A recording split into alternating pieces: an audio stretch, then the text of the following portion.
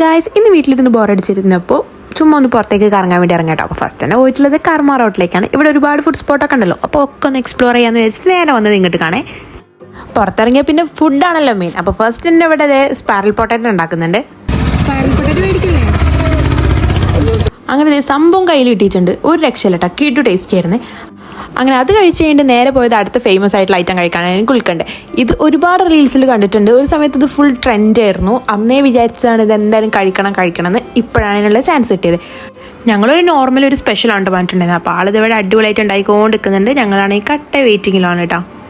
അപ്പോൾ ഇത് last stage ആയിട്ടുള്ള ഡെക്കറേഷൻ കൂടെ കഴിഞ്ഞ് സാധനം നമ്മുടെ കയ്യിലെത്തിയിട്ടുണ്ട്. ഇനിയിപ്പോൾ എന്ത് നോക്കാനാ, അങ്ങോട്ട് മിക്സ് ചെയ്യുക, കഴിക്കുക. ഒരു രക്ഷയില്ല, കിഡു ടേസ്റ്റ് ചേർന്ന്.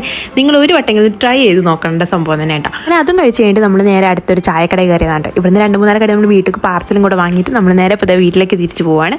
അപ്പോൾ ഇതായിരുന്നു ഇന്നത്തെ വീഡിയോ. താങ്ക്